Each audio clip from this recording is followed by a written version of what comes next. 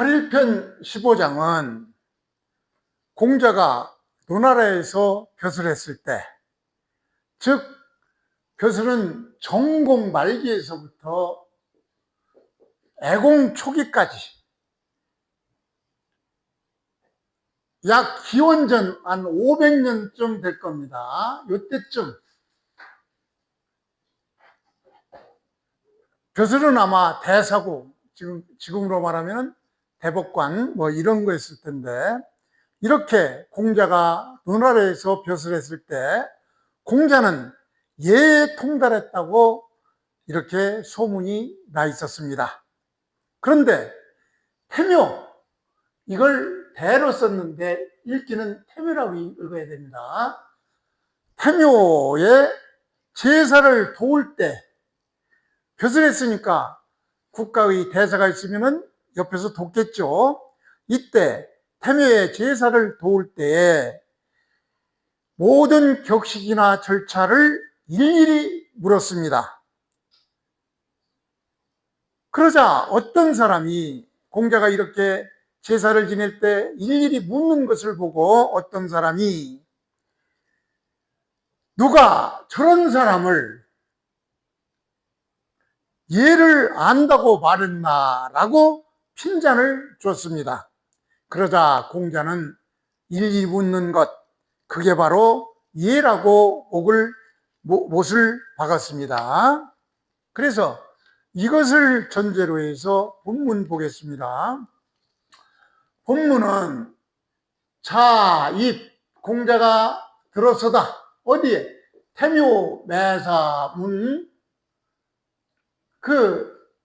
태묘에 들어서다. 태묘는 조금 이따 설명드리겠습니다만은 큰 사당을 의미합니다. 즉 제후국에서는 제후의 시조를 모시는 그런 사당을 태묘라고 하는데, 이렇게 태묘에 사당을 들어갈 때는 바로 제사를 지나러 들어가겠죠. 이렇게 태묘에 들어가서는 제사를 지낼 때는 매사 모든 문제에 대해서 이렇게 묻더라. 그러니까 제사의 절차에 대해서 이것저것 묻는다, 이런 의미겠죠. 그러자 이것을 본 어떤 사람이 묻기를, 숙의 추인지자 지례호, 이렇게 누구 숙이죠? 누가 말을 했느냐? 주어서로겠죠. 목적어는 뭐냐? 추인지자, 추인의 아들, 구체적으로는 공자를 얘기하겠죠. 공자가 추인의 아들이 예를 안다고 누가 말했느냐? 오는 의문조사니까 이런 얘기죠. 그러자 그렇게 말한 그 이유는 바로 태묘에 들었으면 모든 일을 이것저것 물어보는데 누가 그런 사람을 예를 안다고 얘기했느냐, 이렇게 반문을 한 겁니다. 이 말을, 지는 의사실 정보, 누가 예를 아느냐고 문 그 말 사실에 대해서 공자가 듣고 나서 말씀하시기를, 이렇게 일일이 따져서 얘기하는 것이, 이것이 바로 예인 것이다 라고 대답을 했던 것입니다. 자, 그러면은 하나씩 살펴봅시다. 여기서 중요한 태묘는 제후의 시조를 모시는 그런 그 사당입니다. 제후의 시조. 그러니까 노나라에서는 제후의 시조가 누구냐? 바로 백금이죠. 이 백금에 대해서는 전에 말씀드렸지만은 주나라의 근본을 만든 사람이 문왕입니다. 문왕이 근본을 만들어 놓고 죽자. 문왕의 아들인 문왕에는 두 아들이 있습니다. 무왕과 주공단. 무왕과 주공단이 있는데,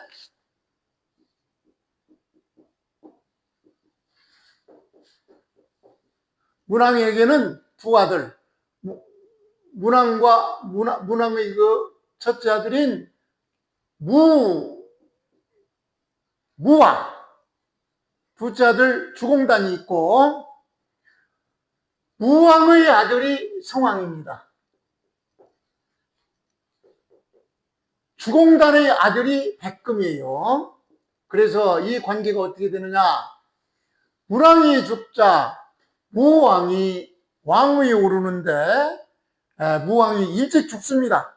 그래서 무왕의 아들인 성왕이 아주 어린 나이에 왕위에 오르니까 주공단인 그 성왕의 삼촌인 주공단이 섭정을 합니다. 그러면서 주공단은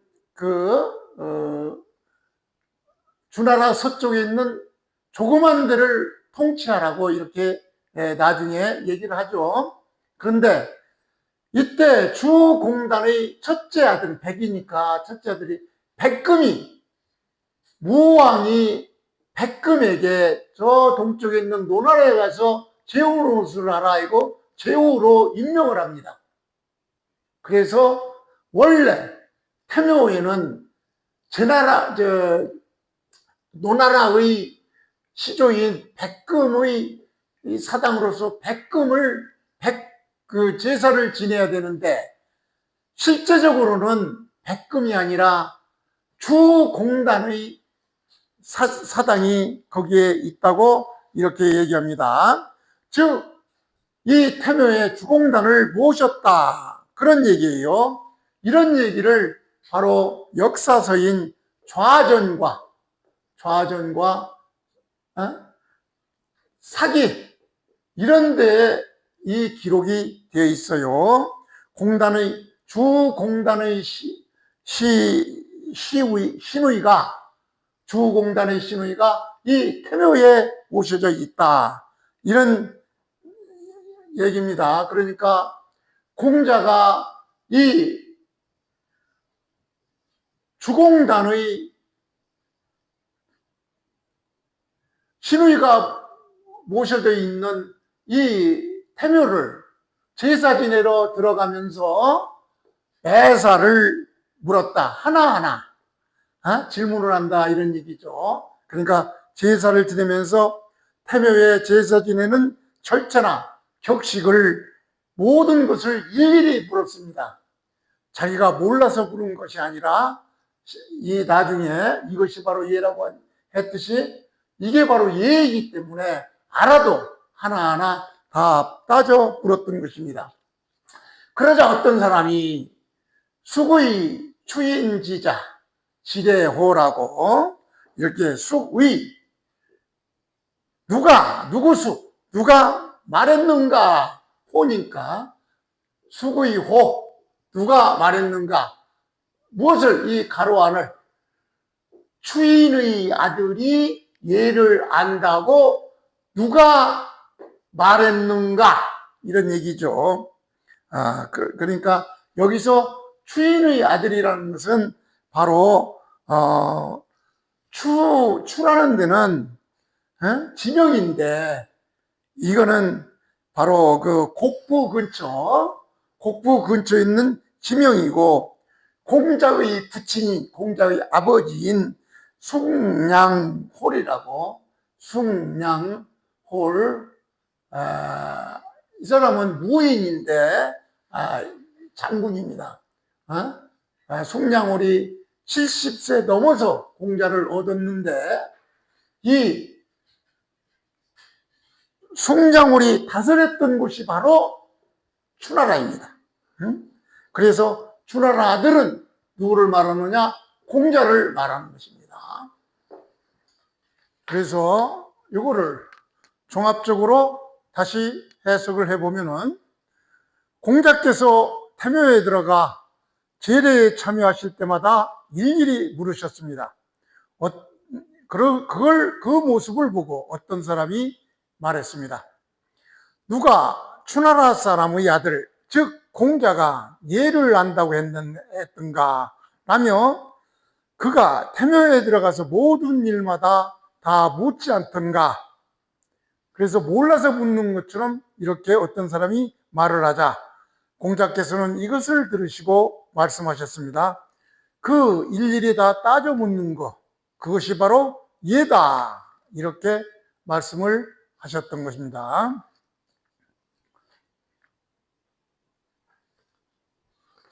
다시 분석을 해보면은 이 태묘, 즉 태묘에 들어가서 태묘인 국가의 사당에 들어가서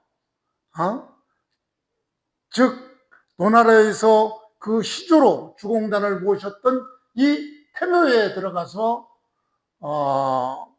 매사를 제사 지내는 과정에서 매사를 다 물으셨던 것입니다.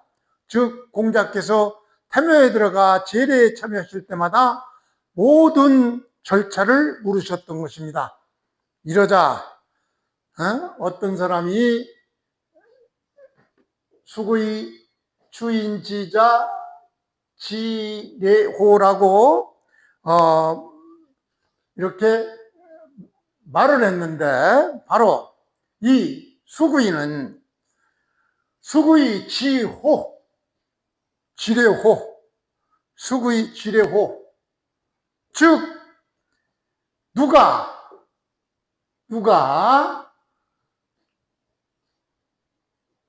무엇을 안다고 했는가? 누가 무엇을 안다고 했는가? 이게 수구의 지례호 이런 얘기죠.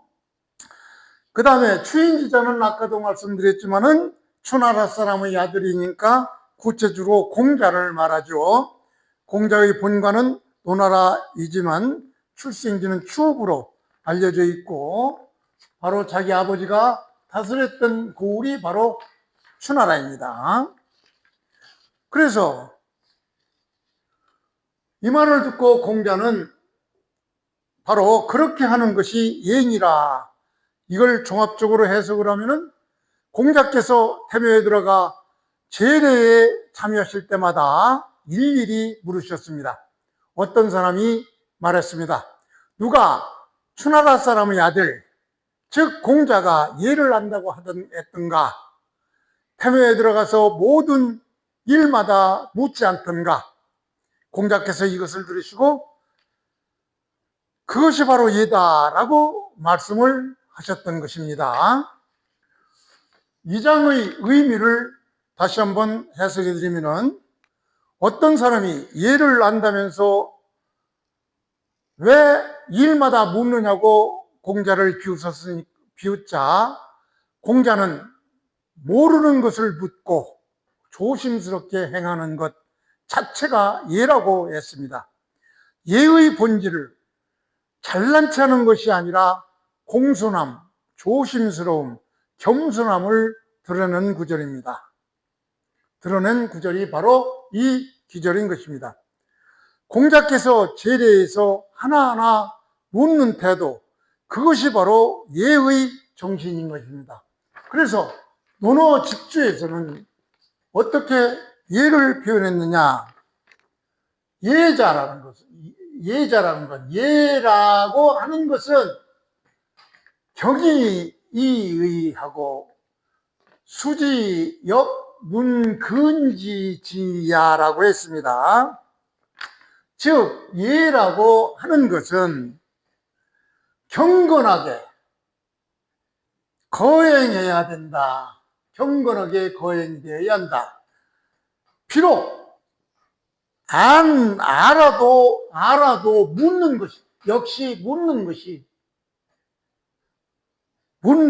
그러한 신중한 태도의 극치가 바로 예인 것이다. 이렇게 논어 집주에서도 이렇게 표시를 하고 있는 것입니다.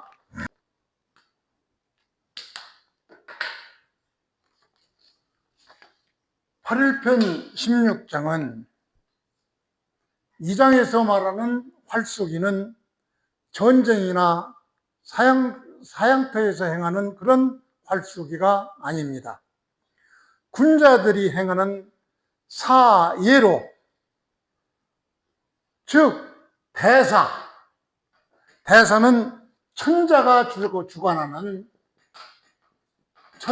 주관하는 바로 활쏘기대, 연사는 제후가 주관하는 활쏘기대, 향사는 지방의 장이 주최하는, 지방관이 주최하는 활쏘기 대회를 의미합니다. 이러한 활쏘기 대회는 예약에 맞춰 거행하는 일종의 의식이지 그냥 단순한 활쏘기가 아닌 것입니다. 이것을 전제로 해서 8일편 16장을 본문을 보겠습니다.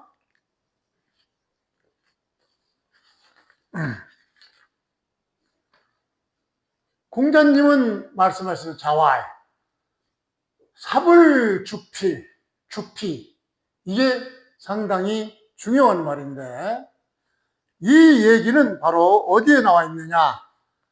의례의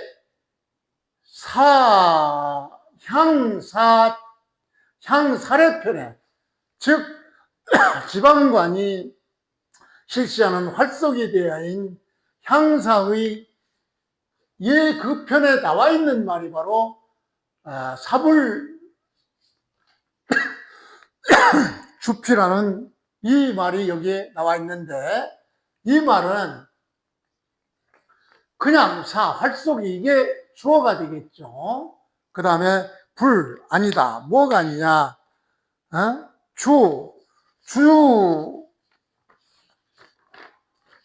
주안점을 잡다, 목표로 삼다, 이런 얘기죠. 주는 목표로 삼다. 관역. 다시 이따 설명이 되겠습니다. 그러니까 공자는 말하기를 활쏘기 대회는 그 관역을 맞추는 거, 목표로 하는 것이 주안점이 아니다. 목표로 주안점을 잡는 것이 아니다. 바로 의는 여기서 전치사로서 for예요. 뭔가 때문에. 왜 그러냐? 힘이라는 것은, 과는 등급이죠. 등급이 똑같지 않다. 힘이라는 것은 사람마다 등급이 다르고 힘도 다르기 때문에, 힘이라는 것은 그 등급이 같지 않기 때문에 이 관역을 뚫는 것을 주 목적으로 하지 않는 것이 바로 활쏘기다, 이런 얘기입니다. 그래서 고지, 이렇게 하는 것이 바로 도다. 옛날 군자의 궁술의 도다. 군자의 활쏘기대, 궁술의 도다. 이렇게 간단히 되어 있습니다. 이 얘기는 바로 고대의 활쏘기, 즉 사례, 이거는 단순한 무예가 아닙니다. 예의 일환으로 봤던 것입니다.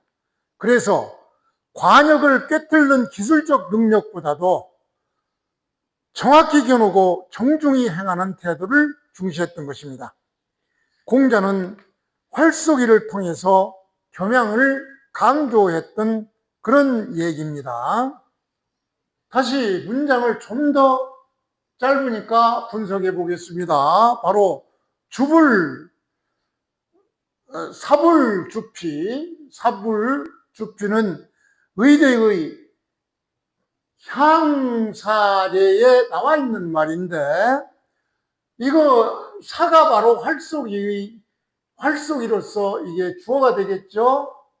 그 다음에 주가 바로 주안점을 두다, 목표로 삼다, 이런 얘기죠. 목표로 삼다. 피는 바로 관역 앞에 덧붙이는 어떤 가죽을 말합니다. 피는. 그래서 이 관역의 표면을 얘기해요. 관역의 표면. 그러니까 활쏘기는 관역의 표면을 주안점으로 하는 것이 아니다, 이런 얘기니까 이 활쏘기가 주어가 되고 주가 이게 수어가 되겠죠. 수로. 이게 목적어가 되니까 바로 다시 해석을 하면은 활쏘기는 바로 이 관역기 앞에 붙인 뭡니까? 가죽, 관역 표면의 가죽, 이것을 꿰뚫는 거, 그것을 주안점으로 하는 것이 아니다. 활쏘기는 관역의 가죽을 꿰뚫는 것을 주안점으로 하는 것이 아니다. 우리는 여기서 뭐라고 그랬죠? 왜냐하면 바로 힘이 부동, 힘이 같지 않다. 뭐가? 등급이 같지 않다. 본래 등급, 급수 뭐 이런 얘기죠. 그러니까 왜냐하면은 힘이 그 등급이 같지 않기 때문에 바로 관역의 표면, 가죽을 뚫는 것을 목표로 하는 것이 바로 활쏘기가 아니다. 이렇게 해석이 될 수 있겠죠. 바로 이것이 바로 옛날의 지는 관형격이니까 옛날의 도는 바로 도리, 여기서는 원칙, 제도 이런 거가 되겠죠. 그 다음에 종결음이니까 이렇게 컴마로 찍으면 되겠죠.